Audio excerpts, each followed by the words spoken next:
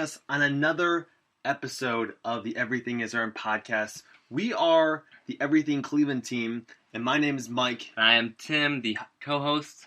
And we're going to break down everything going on in your Cleveland sports world. And we're going to start with the Browns today. The Browns go into Foxborough and obviously don't get it done and start the year going 2-5. Yeah.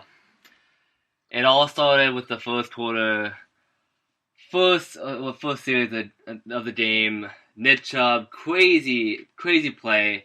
This super unorthodox, valuable. You're not gonna see it probably another again this time, this season, maybe even this decade. You have Joel Bitonio tries to pancake his assignment, and his leg hits up as Nick Chubb is running by him. Nick Chubb, it hits the ball.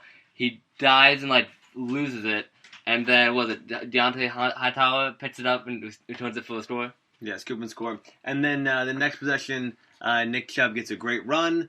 I think huge it's stripped on the 5-yard line. 45 yards. And then he didn't switch the ball over to his left hand.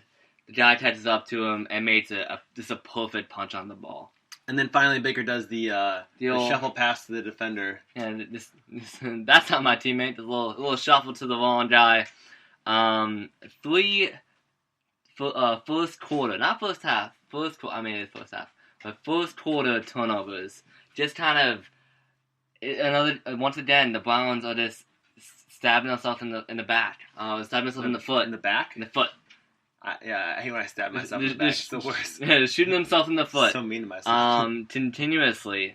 And it's just real upsetting because you're a team that's stacked with talent, and I'm quite frankly just sick of hearing about how talented we are and how we're not producing. And what we need to do every week. We know what we need to do. The fans probably know just as well as the coaches. I mean, some fans will probably tell us, go in there and direct them to tell them what to do. All right, don't turn the ball over. Come out strong. Stick to your assignments and get the ball to your playmakers. Stop committing penalties. Yeah, we got healthy too. Greedy Williams and Denzel Ward looked good early on. They definitely shored up some of the problems that we were having in the first 6 weeks, and our defense was holding despite all these turnovers, and we go into half 7-17 with getting the ball back. Mm-hmm. Here's what really annoys about this game is because I was looking at it, and I was looking at the Browns players, I was paying particular attention to the faces, their body language, what they were doing on the field, and they didn't look like they were defeated after being down 17-0. They didn't feel like they were out of the game, and they proved that and drove down and brought the game back within striking distance, and then they just couldn't execute when it came time to it, and it was upsetting because they were winning the battle at the line of scrimmage. They were getting pushed for Chubb, and they were getting in Brady's face. And Chubb was making plays as he done all year, since last year. And yeah, you just shoot yourself in the foot with those early fumbles and that early stupid little shuffle interception. I don't think that was the key of the game though. You go in the half, you have the ball, you have a chance to put it down by one score. No, we didn't do the field goal. Yeah, so I'm saying you have a chance to get a field goal in the half. Then you have a chance at the second half penalties. To start off and get on the board and get it back within one score, and you just don't execute. And this game felt kind of odd because again, I think it came down to a screenplay that really broke your back again. You gave up that big, 49-yard screenplay to James White, in the third quarter. And Steve Wilkes just kept blitzing Brady, thinking they weren't going to adjust. And he did back-to-back screenplays. I don't know what the heck what you were expecting to get out of that. And then there was a really bizarre play where actually it was all in one play. You had Myles Garrett who did a spin move off of his defender and tried to Tom Brady in the second level as Tom Brady was trying to escape, and he gets tackled from behind, and on top of that, if you look at the play as well, we'll have it in the description below on this display.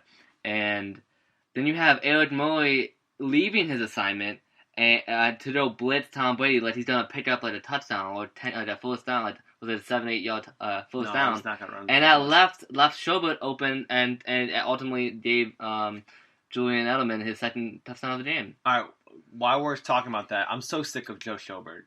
I'm just so over him. He's so upsetting to me. He's on an slower island. than molasses, bro. He works in the 3-4, he works in the 4-3, but being one of the only 2 linebackers, and he has so much ground cover, and also on top of his assignments as a captain, he just doesn't have the speed. I don't think he has that athletic ability. All the intangibles, I think, out there. He's so slow. You might even have to move him to defensive end. To me, when we talk about players that have all the things necessary except for the physical ability, that makes you not worthy of that athletic position. ability. There are plenty of slow linebackers out there, but it's not as exposed in a 3-4 4-3 where they have plenty of help around them. But the Browns just need to do something at linebacker badly. In this defensive scheme, Steve Wilkes' defensive scheme, I don't think he fits. He might actually be one of those players you move before the trade deadline, before the Tuesday trade deadline. You trade Schobert, that'd be wild. I don't know if you can get away with that. Speak into the camera. I don't know if you can get away with that. I really don't know. I think if you do something in the trade deadline, you get some offensive line help, and you gotta get a linebacker. Speaking of, I'm calling the Falcons yesterday for anyone on their linebacking core. Speaking of offensive line, Justin McCray subbed in was put in at the starting left tackle position for Greg Robinson, and for the first probably 3 quarters, maybe 2.5, he played a pretty good game, giving big opportunities, and I think he was effective. You noticed in the run game, but as the Browns kind of got a little bit more desperate as the game went on, you saw the line kind of deteriorate and their kind of patience kind of grow thin. And yeah, I'm just kind of done with the excuses that we have right now, and today's game really upset me in regards to our coaching. Our coaching just did not cut it. And I don't think Bill Belichick was real shifty or did anything crazy. He didn't. I think they were overmatched talent wise. I think Baker knew that. I think some of the defense early on knew that, and then we just shot ourselves in the foot repeatedly. I honestly, I don't think we have a foot anymore. This is gonna sound super ignorant, but I don't think the Patriots have as much talent on the roster as the Browns do. It's not ignorant. I mean, I think everyone knows that. I mean, outside of Brady, but Brady's having a mediocre season. But I think they're just so disciplined that even when they're not great, they're still great. It all comes down to coaching. They've had the same coach, and they've had an elite coach for over 20 years, right? 22 years, just like Tom Brady. They're just I think this Patriots team just waits for you to make mistakes. They just play well enough and wait for you to make mistakes. And then once you make mistakes, it's over. Well, I think we talked about that on Friday. We talked about they force you to make. They're so fundamental. They just wait for you to make a mistake, and then they attack it. They attack that wound. Capitalize it, yeah. And they throw salt or lemon or citrus or whatever in the wound. Yeah, it's like in UFC when you start beating up the body and you get dazed. Then you know they're gonna leave their weak side open. Come out with the roundhouse. They're guarding their body. So roundhouse kicks, roundhouse punches. Yeah. Yep. And that's exactly what they did. And the coaching is just upsetting to me. I just think that when you come off a bye week, you shouldn't be penalized nearly as much as they were. I think when you come off bye week, you should not have these type of turnovers. And then the most frustrating thing to me is the things you can control. So there's those 2 challenges that Freddie had, but they were just brutally bad. I was real upset about the one that he tried to do the not pass interference, because those are basically break them out. The first one was throwing away the challenge. The first one was an offensive pass interference challenge, correct? No, second one. Second one. What was the first one? The first one was a challenge to the spot, and they didn't even measure, which was the crazy thing. They didn't measure at all, and it was bad defense to begin with. You had the wrong amount of guys lined up, and you didn't on that side of the ball. You looked at the formation, and you go, oh, there's 2. The numbers. You just looked at the numbers. It's 3-2. We don't have enough guys to cover those guys. So these did all hitches, and then someone was open. So just spread out, and then you had a guy open for it. The slot guy was open. Yeah, as long as Brady put the ball where he was supposed to, it would have been fine. Yeah, that's what happened. And then the second one was a offensive penalty in the fans. Yeah, it was a pick play, and he did it past the 1 yard line. and it was an offensive pass interference in that regard. So I just thought that was that was a little ridiculous. That And the analytics you challenged that. I think the analytics on the season is like, what is it? The It's first super one. low. It's so I think low. out of like 23 attempts, I think coaches who challenged it only won one. Well, prior to Freddie's challenge, the last 23 people were not overturned. 23 in a row that did not. Yes. Basically, the NFL made this rule up and then realized it was a horrible rule, and then pretty much made the decision collectively to not overturn these calls. Made it stand every time. It's so dumb. Like, it's basically a wasted challenge. And the analytics and the coaching supports that. And Freddie, I'm sure, knows those analytics and knows that was a dumb call. But what are you going to do? You're just going to make dumb I think decisions. what I've seen, what I've noticed as a pattern, I think, is when the coaching's supposed to be when your players starting to get frustrated with injury, and they start making the poor decisions. I don't even think our players do that much. I think we fight hard and we fight till the end majority of the time, probably excluding the 49ers game this season. But I think Freddie Kitchens kind of gets scared and starts kind of gets a little shaky from his game plan and starts doing very abnormal, unorthodox things for head coaching to do. I think that those two penalties specifically were interesting. I think there was another instance where it was 4th and 11. The game was over at this point in the 4th and 11. Okay, yeah. We were down, Two scores. 13-27? Yeah. 10. It might have been 10-27 at that point. And 4th and 11, and he bought his punting team, and apparently he ran down the clock and got the false start penalty on purpose so that he can pick a play for 4th and 16.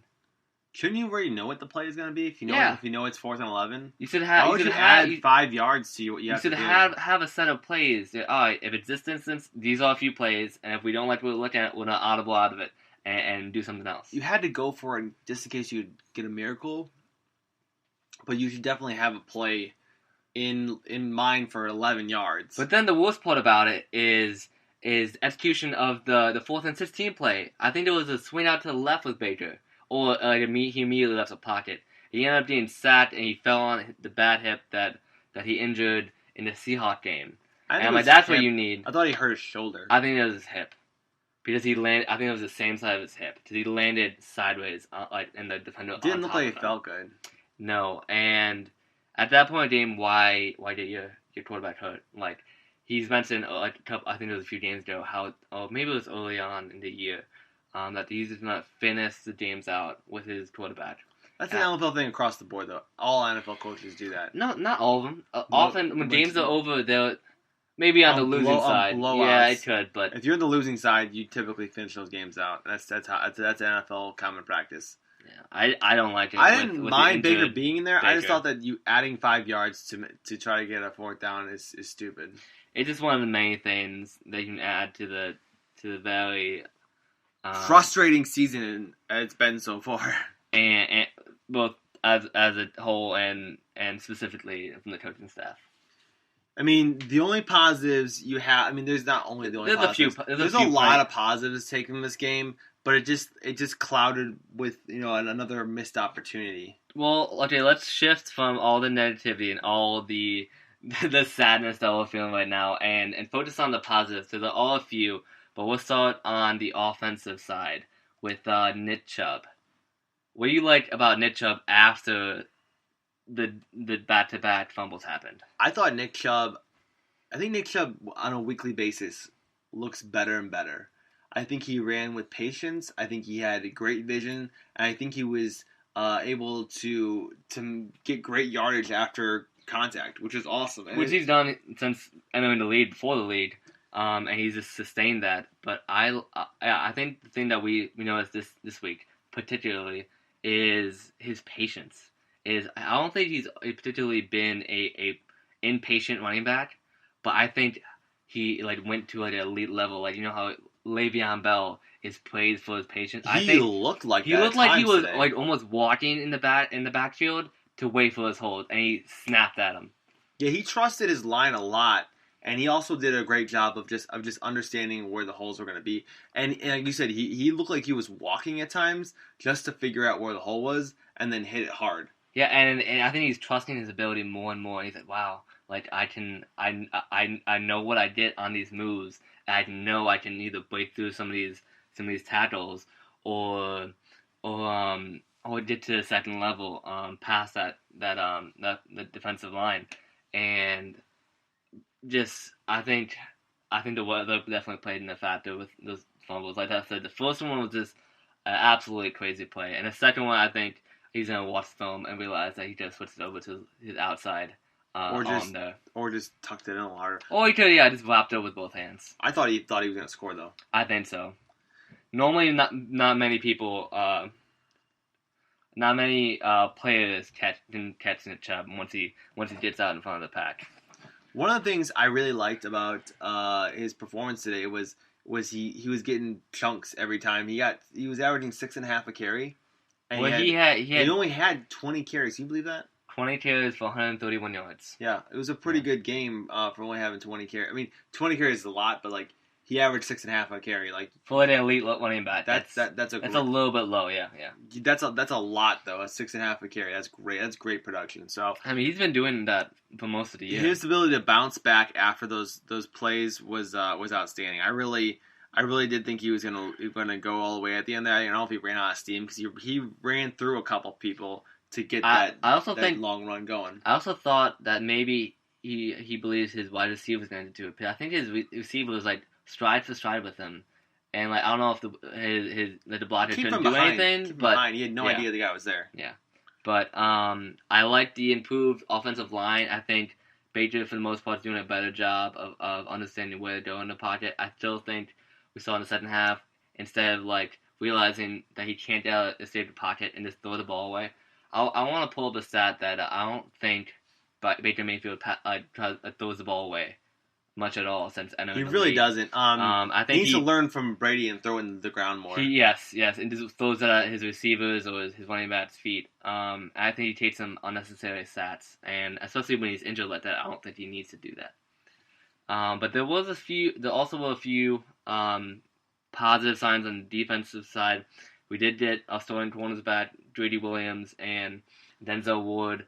Greedy looked good in coverage. He was aggressive, maybe a little bit over-aggressive sometimes, and along with Denzel Ward. Denzel Ward is so great with his hands. He disguises like his physicality like with the in stride with the receiver, and just kind of knows when he's allowed to get away with like hand checking and some grabbing. Yeah. And then let go right when they're looking.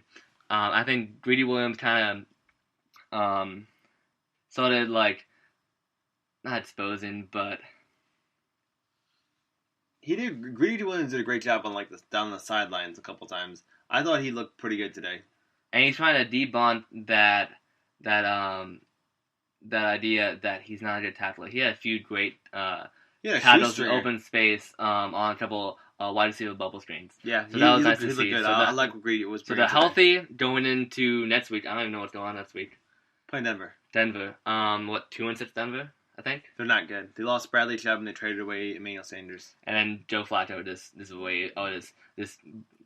lit up the head coach for being a sissy and not calling enough aggressive play calling down the stretch. It's awesome. I love it. Joe Flacco's a bum. So I think we might, with the banged up defense, we might have better defense than them. And if we come out and play already, I think we would this game for the most part, and just had some crazy stuff happen. I just thought you had an opportunity today to get a signature win, and you weren't able to capitalize. Right. Kind of upsetting. But one of the other things that I know which we talked about positive, one of the other things that was kind of noticeable today was it looked like OBJ was actually frustrated, and like he was showing it in some of his body language. I mean, he dropped the pass. He was definitely frustrated with that whole 4th down and 11 nonsense. They panned the camera on him, and he was like, "What the hell is this nonsense?" Well, I'd be mad too. Like that's just a head scratching play, to say the least. This makes you lose a little faith in your coach there. Like I don't think he got any support on that one. But I don't know. It just the game was, it had a funny feel to it. I thought that that they stuck in and played hard, but you just have to execute on a higher level. And when you play the Patriots, you gotta be real crisp. You gotta be flawless. You had to be near flawless. I don't think you got to be near flawless. We got to play crisper than they did. Tell me out the date. You had to be flawless, and that's what we did. I think we established the tone early. I think over the last 2 seasons, I want to say it's over a long period of stretch. I think the Patriots in Gillette are like 70-7 when leading after the first quarter. I think. Yeah, they're silly absurd. Good. They're silly good. One of the things that come out fast. Yeah, one of the things that was that's really interesting about this game is the Patriots offense isn't that good this year. So if you came out and stuck with them, you would have given yourself a chance to win. I mean, they still had a chance to win, but you would have had a better chance to win had you stuck in there. Because you might even have a lead going into the second half or into the fourth if you would have put up some points. So if we look over some of our kind of our keys to victory that we did Saturday, there was a few that like kind of lined up when we got right, and then the rest just didn't happen. Like one of the offense through Nick Chubb, scoring the red zone. We scored a touchdown to Demetrius Harris. We had a couple of field goals, but the turnovers played us. We didn't win the turnover battle at all. I think we did respond to adversity. Just adversity hit us so hard in that game, and we just turned back from it. And we also forward the coin toss. That was like a little kind of a weird strategic idea we had in there, and kind of Freddie went along with us. It's like the same idea. It's like a standard way to play football. No. Okay, so it didn't work out. We're gonna move on. We're gonna get ready for next game. But we definitely have our frustrations, and we'd love to hear your guys' frustrations as well. We're starting to see some like the same thing week in, week out, and I think that's what's the most irritating part. I just don't like that you have these bad habits that are now not one-offs; they're now habits. It's upsetting. That's upsetting. Okay, so moving on to the Cavs because I'm not done with these Browns at the moment. They did not lose. The Cavs won their season opener, and you know how they won their season opener, Tim? Coaching and Kevin Love. Kevin Love coaching and Tristan Thompson. There's Kevin Love coaching Tristan Thompson and Darius Garland. Was that keep on adding one? Kevin Love coaching Darius Garland and Tristan Thompson and ball movement. There we go. Yeah, there we go. So the Cavs won their season opener, honoring Fred McLeod and and all he did for the Cavs organization. They had a great video they showed. They had the whole tie thing to honor him with the signature ties that his wife had passed out from his personal collection. Very cool. They asked fans that they wanted to join in. They could wear their ties as well to the game, which is kind of a fun thing to do to help support. But it was a great night. I thought that Kevin Love came out strong early. Got in rhythm, and they made the defense understand that he could hurt them. And then when that happened, it opened up the rest of the offense. I think he realized, got back to the idea that he is the best player on the floor, or one of the best, and definitely the best on the Cavs side of the floor. And that we can night in, night out, that he's going to be one of those best players on that court. And it showed in his presence, both on the rebounding, scoring, and some team moments, especially down the stretch where he had a few buckets. And his passing his connection. Was elite. He had 9 assists. He almost had a triple-double last night. His passing was elite. He had some of those dump-offs to Thompson that were like... He squeezed them in there. He had a few nice ones. But that connection between Thompson and Kevin Love looked really nice, especially with Tristan Thompson's new confidence in his offensive game.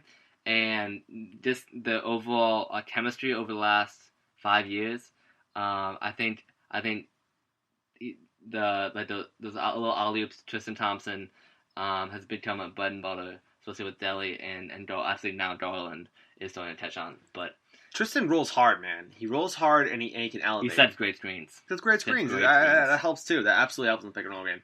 So what I really liked about what we saw in this game was the coaching adjustments that you saw from the opener to today. It was amazing because I thought that John Beilein understood by looking at the film what things he could do to improve. And the first thing I want to note is that he closed quarters. He closed 3 of the 4 quarters with Garland on the floor, and he closed 3 of the 4 quarters with Kevin Porter on the floor.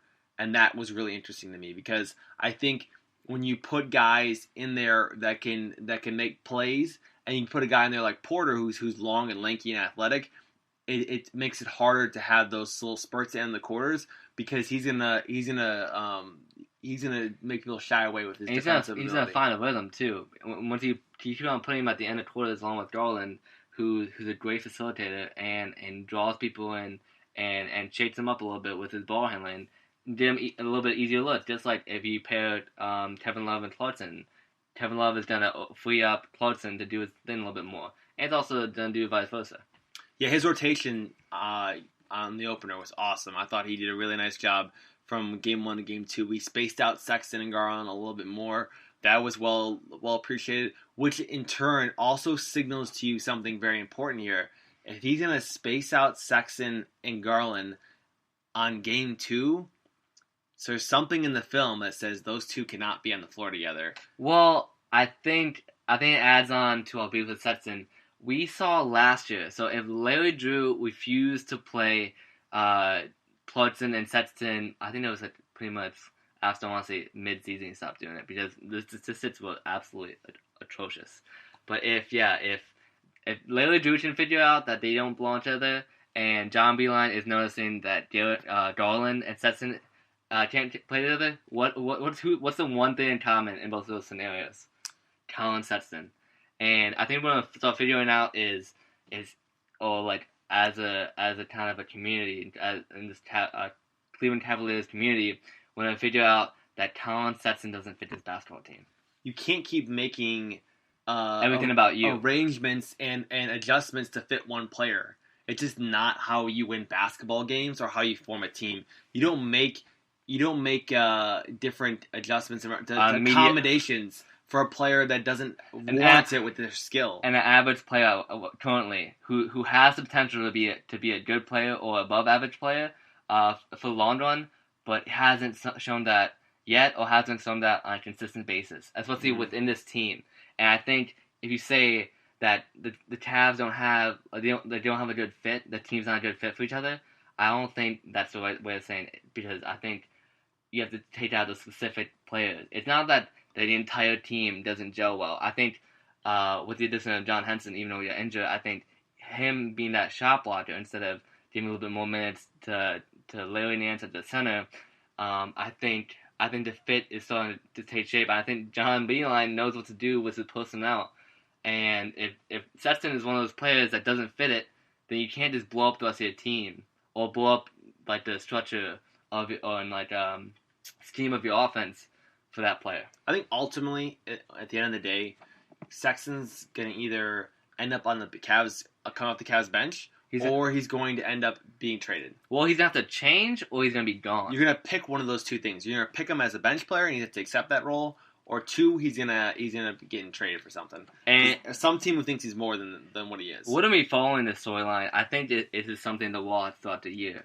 I mentioned it in the last couple of podcasts. I still believe it to be true. And as the season goes on, we're going to either see Sexton chains look inwards and try to fix what's going on, or he's going to stay stubborn, and the team's going to have to, John Beilein and Toby Altman's going to have to do something. What you're going to run into here is you have a team that's all buying in, but you have a player that you have to make more than you need to do for accommodations. And I love John Beilein's system. I'm not saying by any means that Colin Sexton doesn't have talent. What my problem with Sexton is that he lacks basketball IQ, and basketball IQ at the NBA level is everything. Look at a guy like this is a crazy example, but look at a guy like I got a few off my head. What do you think of? I'm thinking of Andrew Wiggins. I'm thinking of Deion Waiters. I'm thinking Kent Bazemore. Kent Bazemore and Jamal Crawford are 4 or 5 guys that come to mind, and who have the ability or the potential to be straight studs, to be straight year in, year out all-stars, but they lack something in the brain that transfers from their knowledge to the basketball court to help them use their athletic ability and the potential skills to benefit them at a higher level as a player. I was thinking about Swaggy P. Nick Young, okay. Now it's yeah. about Nick Young, because Nick Young's super talented. Okay, you can say Nick Young and JaVale McGee, too. JaVale McGee, I just put them all in the same category. Remember JaVale McGee? So much talent, but no basketball IQ. Remember JaVale McGee in the first or second year with the Wizards when he entered the dunk contest and did that two-handed basketball dunk? And he's, during that time, I think it was right before it, he was blocking everything, he has these crazy dunks. He looked like potential, maybe not potential defensive player of the year, but a very, very good defensive player and an up-and-comer, and then the Shaq in a fool I think Shaq in a fool kind of opens up some of those players that don't have good basketball IQs, and you start seeing exposes them on that national media platform. Yeah, we knew basically JaVale McGee had a whole highlight reel to himself on Shaq in a fool, just not great. Shaq did year end JaVale McGee highlights for Shaq. I mean, it should have been Shaq and McGee. Yeah, not great, great. McGee in a fool. I just want to see him improve his basketball IQ. Okay, so. That's been our primary beef with Stetson since entering the league. That's all we've been talking about. You guys have a problem with us hating on Stetson, but it's just a basketball IQ thing. So if he works on that, and he understands how he can help the team better rather than himself, I think, then that's what we're looking for. I just enjoyed being right for one night about the Cavs. Or just Cleveland and getting the win, because I thought and I think they're a better team than people think they are. And I think you're going to start to see that because of the coaching. We should sneak into the playoffs. We talked about it. If we can stay healthy, Kevin Love and Thompson play the way that we think they're capable of playing, we could squeeze into playoffs. Yeah, big game Monday night now with the Bucks. We'll see how that shakes out. Yep, I'm excited to see how they scheme up how to stop Giannis. Yeah, that should be nice. I would throw it. You're probably gonna throw Jetty Osman at him. You might even throw Kevin Porter Jr. at him. Have Delly bother him a little bit, and then just have a lot of help inside. And your rotation has to be great. You have to basically build a bleeping wall. If you remember that. Yeah, build a freaking wall.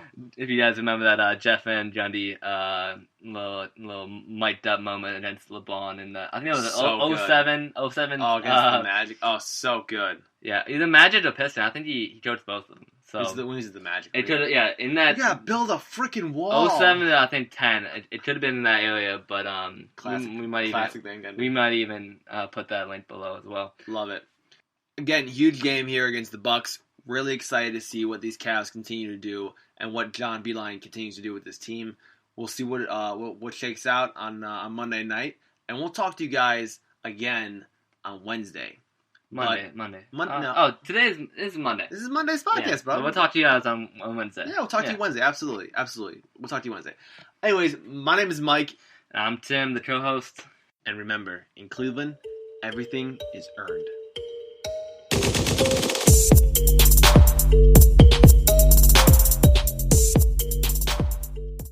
The podcast you just heard was made using Anchor. Ever thought about making your own podcast? Anchor makes it really easy for anyone to get started.